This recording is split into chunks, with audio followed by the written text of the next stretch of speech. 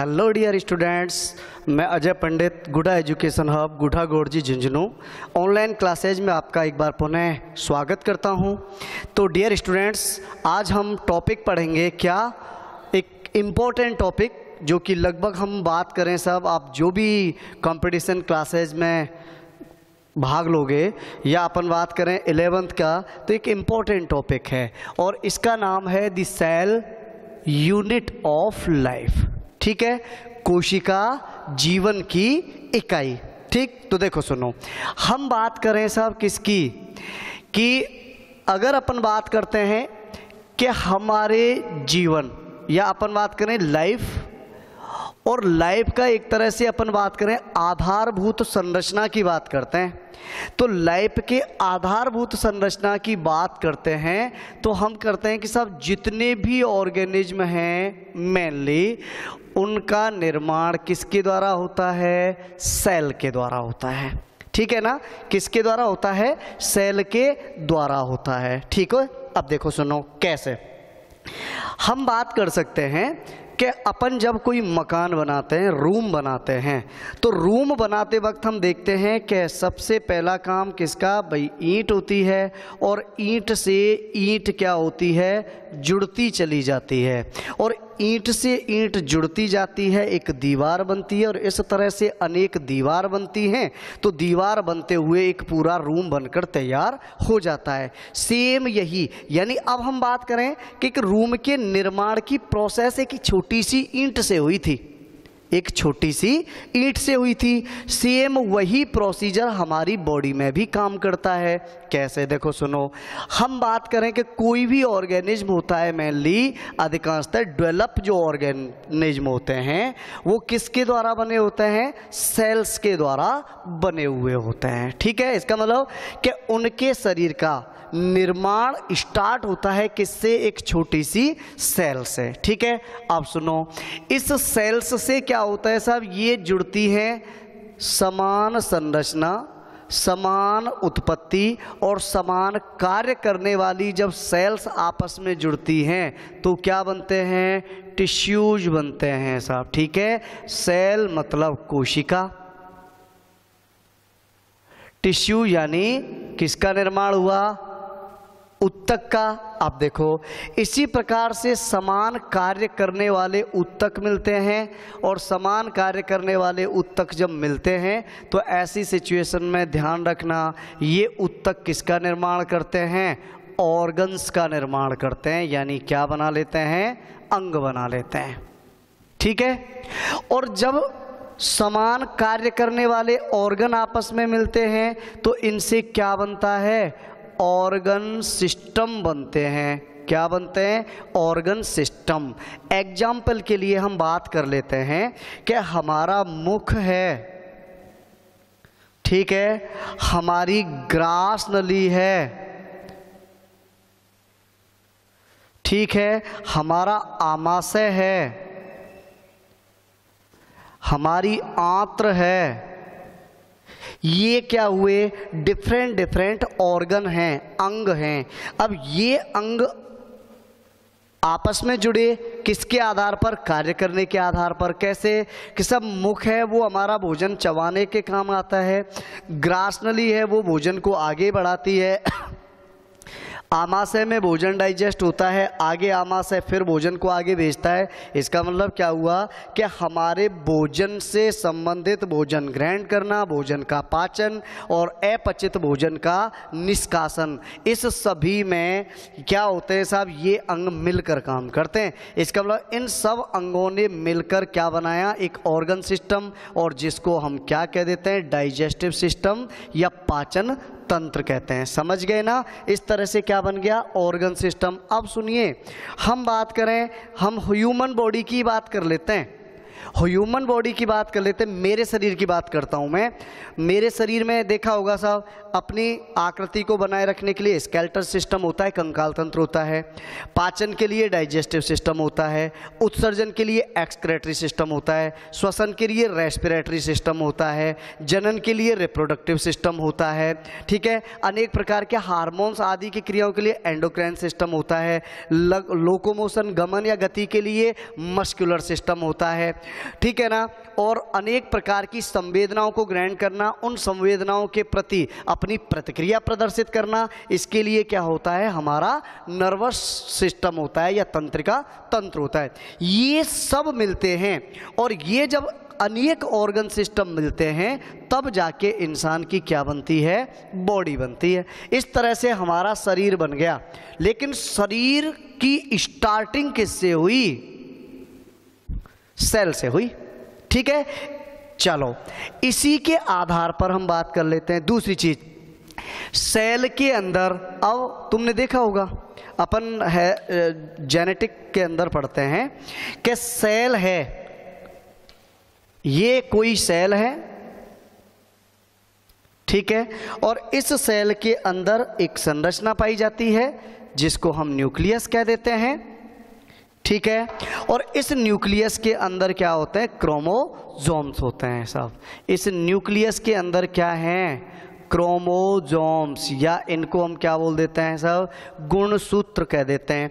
अब इन गुणसूत्रों का क्या होता है, देखो याद रखना, हमारी आनुवांशिकता को, तो याद रखना अपन बात करें क्या, आनुवांशिक गुणों को कंट्रोल करने वाला पदार्थ या मटेरियल भी किसमें पाया जाता है, सेल के अंदर पाया जाता है। दूसरी बात एक चीज याद रखना, सेल के अंदर हमारे लाइफ का, याद रखना, मास्टर मॉलिक्यूल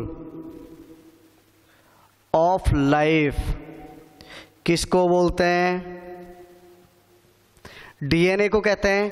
ये मास्टर मॉलिक्यूल ऑफ लाइफ भी किस में पाया जाता है, सेल के अंदर पाया जाता है। तो इस पर याद रखना, हमारे जो कैरेक्टर्स, लक्षण होते हैं, वो हमारी एक पीढ़ी से दूसरी पीढ़ी में ट्रांसफर करने की जिम्मेदारी भी किसकी होती है, सेल की। और इसमें डिफरेंट क्या होते हैं साहब, जीन उपस्थित होते हैं, और हमारे शरीर के प्रत्येक कार्य को करने के लिए एक जोड़ी क्या पाए जाते हैं साहब, जीन पाए जाते हैं। इसका मतलब हमारे शरीर की विभिन्न, देखो संरचना बनी किसके द्वारा, सेल्स के द्वारा। हमारे आनुवांशिक लक्षणों को कंट्रोल किया जा रहा है सेल्स के द्वारा, चाहे सेल्स में उपस्थित ही पदार्थ है, मटेरियल है, क्रोमोसोम, ठीक है। अच्छा, हमारे जीवन का मास्टर मॉलिक्यूल कौन, डीएनए है। दूसरी बात, उसमें हमारे शरीर की प्रत्येक क्रिया को नियंत्रित करने वाले पदार्थ भी किसमें उपस्थित, सेल्स में। तो इसके आधार पर हम सेल की एक सिंपल सी परिभाषा दे सकते हैं। और परिभाषा क्या है, देखो ध्यान रखना कि सेल हमारे शरीर की कैसी, जननक्षम, कैसी, चयनात्मक झिल्ली से परिबद्ध, चयनात्मक झिल्ली से परिबद्ध, ठीक है, संरचनात्मक, चयनात्मक झिल्ली से परिबद्ध सबसे छोटी संरचनात्मक एवं क्रियात्मक क्या होती है भाई, यूनिट होती है, मतलब इकाई होती है, ठीक है। अब देखो ये परिभाषा है। तो हमारे शरीर की, यानी कोशिका हमारे शरीर की जननक्षम, देखो जननक्षम की बात कर लेते हैं, क्या होता है। मैंने यहाँ ये सेल बनाई, अब ये सेल क्या करेगी साहब, इसमें एक कैपेसिटी पाई जाती है कि ये सेल क्या करेगी, डिवीजन करेगी, विभाजन करेगी, और विभाजन करके अपने जैसी नई सेल बना देगी। क्या कर देगी, अपने जैसी नई सेल का क्या करती है, निर्माण करती है। अब तुम्हें ये पता होगा कि कोई भी जीव, ठीक है, क्या, कोई भी जीव जिसमें अपने जैसे जीव पैदा करने की क्षमता होती है उसे हम जनन कहते हैं। इसका मतलब सेल है, उसमें अपने जैसी कोशिका बनाने की कैपेसिटी होती है, क्षमता होती है। तो नॉर्मल सी बात है साहब, ये कैसी इकाई होती है, जननक्षम, पहली बात। दूसरा देखो, इस सेल के ऊपर एक मेम्ब्रेन पाई जाती है, ये रही, इसको हम क्या कह देते हैं, सेल मेम्ब्रेन कहते हैं। क्या बोल देते हैं, सेल मेम्ब्रेन कहते हैं। अब ये जो सेल मेम्ब्रेन है ना, ये कैसी है, चयनात्मक है। चयनात्मक का मतलब कि इसके अंदर सेलेक्टिव परमिएबिलिटी पाई जाती है। सेलेक्टिव का मतलब क्या होगा कि मान लो कोई पदार्थ जो हमारे लिए आवश्यक है वो आसानी से क्या होंगे, अंदर चले जाएंगे, और जिन पदार्थों की सेल के अंदर आवश्यकता नहीं है, अपशिष्ट मटेरियल है, वो मटेरियल इसके द्वारा सेलेक्ट करके कहाँ भेज दिया जाएगा, बाहर भेज दिया जाएगा। इसका मतलब सेल को क्या जरूरत है या किस पदार्थ की जरूरत है उसको अंदर आने देती है, जिसकी जरूरत नहीं होती है उसको वो अंदर नहीं आने देती। इसका मतलब ये किस टाइप की होती है, सब चयनात्मक होती है। ठीक है, अब आगे देखो, सबसे छोटी, मैंने अभी बताया था कि हमारा पूरा शरीर इतना बड़ा होता है लेकिन उसकी स्टार्टिंग कहाँ से होती है, सेल से। भाई सेल से टिश्यू बने, टिश्यू से ऑर्गन बने, ऑर्गन से ऑर्गन, इसका मतलब सबसे छोटी इकाई तो यही हुई ना। ठीक है, अच्छा, संरचनात्मक, नॉर्मल सी बात है साहब, हमारे शरीर की संरचना, भाई उत्तक बन रहे हैं, अंग बन रहे हैं, अंग तंत्र बन रहे हैं, बॉडी, वही सिस्टम हो गया ईंट। अब ईंट से ही तो ये दीवार बनी, ये दीवार बनी, अनेक दीवारें बनती हैं तब जाके पूरा रूम बन गया। वही सिस्टम है कि हमारा शरीर बन गया। इसका मतलब हमारी संरचना किससे होती है, सेल से।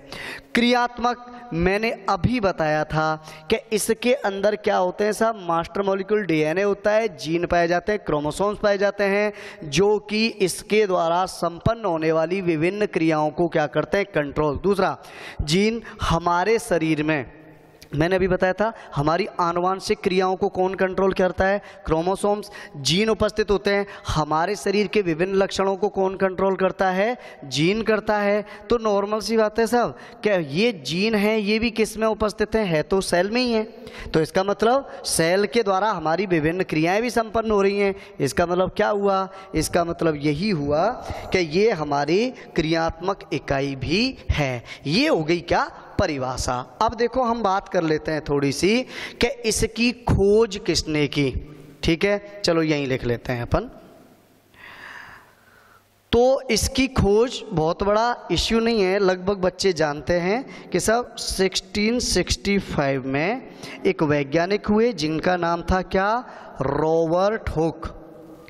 क्या नाम था, रॉबर्ट हुक। और इस रॉबर्ट हुक ने सबसे पहले क्या किया, कॉर्क की स्लाइस,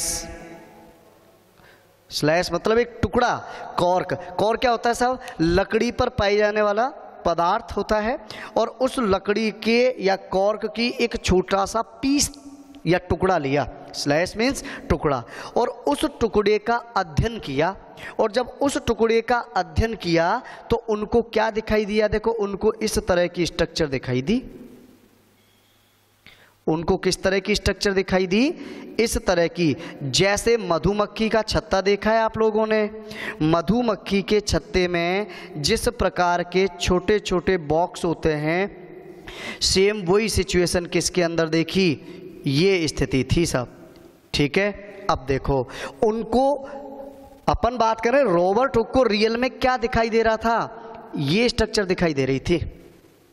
ठीक है ना, किसमें, कॉर्क की स्लाइस में। इस स्ट्रक्चर को उन्होंने क्या नाम दिया, सेल्यूली। क्या नाम दिया, सेल्यूली नाम दिया। और सेल्यूली वर्ड लिया गया था ग्रीक भाषा से। ठीक है, और ग्रीक भाषा से लिया गया था, और इसका मतलब सेल्यूली का मतलब क्या होता है साहब, हॉलो स्पेस, रिक्त स्थान। उन्होंने बताया कि सब इस कॉर्क की स्लाइस में छोटे छोटे बॉक्स या चेंबर दिखाई दे रहे थे, खाली स्थान दिखाई दे रहे थे, और उन खाली स्थानों के चारों तरफ इस तरह की बाउंड्री दिखाई दे रही थी। वास्तव में उनको क्या दिखाई दे रहा था, वास्तव में उनको दिखाई दे रहा था कि जब हम एक प्लांट सेल्स की स्ट्रक्चर देखते हैं तो प्लांट सेल्स की स्ट्रक्चर होती है साहब किस तरह की,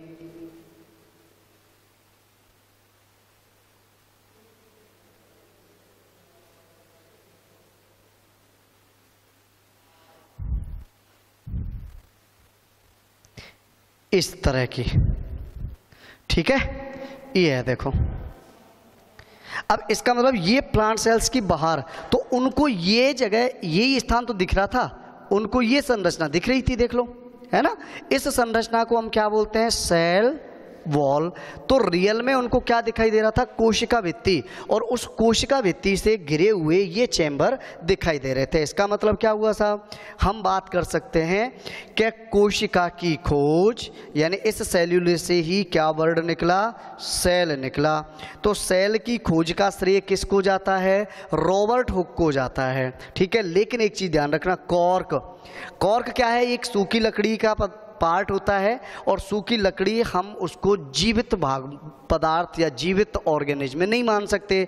इसका मतलब रॉबर्ट हुक ने रियल में किसकी खोज की थी? डेड सेल की खोज की थी। या हम बात कर सकें उन्होंने किसकी? नॉन लिविंग सेल यानी मृत कोशिका की खोज की। बेटा याद रखना, अगर प्रश्न आता है सिंपल कि कोशिका की खोज किसने की, तब तो आंसर हम दे देते हैं रॉबर्ट हुक। या प्रश्न आ जाता है मृत कोशिका की खोज किसने की, तब भी हम आंसर दे देते हैं रॉबर्ट हुक। लेकिन प्रश्न आता है जीवित कोशिका की खोज, यानी अपन प्रश्न पूछ लेते हैं लिविंग सेल की खोज किसने की, तो देखो ध्यान रखना, वहां पर तुम रॉबर्ट हुक नहीं लिख सकते, वहां आपका आंसर चेंज हो जाएगा। और आपका आंसर क्या हो जाएगा? आपका आंसर हो जाएगा क्या? ये हो जाएगा आपका ल्यूवेन हॉक, या इनका पूरा नाम है भाई क्या? Anton van Leeuwenhoek. तो याद रखना, लिविंग सेल्स के रूप में या जीवित कोशिका की खोज किसने की थी? ल्यूवेन हॉक ने। और किसके रूप में की? देखो, बैक्टीरिया के रूप में की, किसके रूप में की? स्पर्म के रूप में की, आरबीसी के रूप में की। तो इन्होंने जीवित कोशिकाओं की खोज की थी, ध्यान रखना। तो याद रखना, मृत कोशिका की खोज या कोशिका की खोज सबसे पहले किसने की? रॉबर्ट हुक ने। और इसके बाद जीवित कोशिका की खोज किसने की थी? ल्यूवेन हॉक ने की थी, ठीक है ना। चलो अब हम एक छोटा सा क्वेश्चन ले लेते हैं कि सर हम इतनी देर से कोशिका कोशिका कोशिका कर रहे हैं, तो आखिर इस कोशिका के अध्ययन को हम क्या कहते हैं? तो देखो नेक्स्ट क्वेश्चन आता है तुम्हारा क्या? स्टडी ऑफ सेल, या सेल का अध्ययन क्या कहलाता है? तो सेल का अध्ययन कहलाता है साइटोलॉजी, ठीक है। अब एक तो कोशिका का अध्ययन क्या कहलाता है? साइटोलॉजी। और इस साइटोलॉजी से भी संबंधित कुछ क्वेश्चन, जैसे number 1 father of cytology, father of cytology. तो साहब सीधी सी बात है, सबसे पहले किसने देखा? रॉबर्ट हुक ने कोशिका का। तो यहां पे हम यही कर लेते हैं, ठीक है, रॉबर्ट हुक को माना जाता है। मैं बात करता हूं साहब क्या, अगला प्रश्न कर लेते हैं। अगर मैंने क्वेश्चन थोड़ा सा चेंज कर दिया, मैंने कहा फादर ऑफ मॉडर्न साइटोलॉजी, आधुनिक कोशिका विज्ञान का जनक किसे कहते हैं? तो आधुनिक कोशिका विज्ञान का जनक है वो क्या है साहब? स्वानसन, ठीक है। कौन है? स्वानसन, ठीक। अब मेरा एक क्वेश्चन और कर लेते हैं अपन, क्या अगर मैं पूछ लेता हूं क्या फादर ऑफ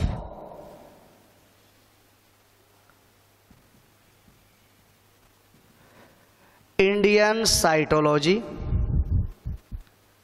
ठीक है, तो उसमें आपको मेरा नाम याद रखना पड़ेगा और हो जाएगा अजय कुमार शर्मा।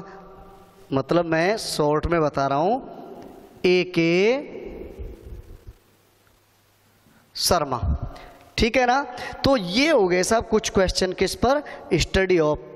तो स्टडी ऑफ सेल, कोशिका के अध्ययन को साइटोलॉजी बोलते हैं। कोशिका विज्ञान का जनक रॉबर्ट हुक को माना जाता है। वर्तमान या आधुनिक कोशिका विज्ञान का जनक स्वानसन को माना जाता है। और फादर ऑफ इंडियन साइटोलॉजी या भारतीय कोशिका विज्ञान का जनक AK शर्मा को माना जाता है, ठीक है ना।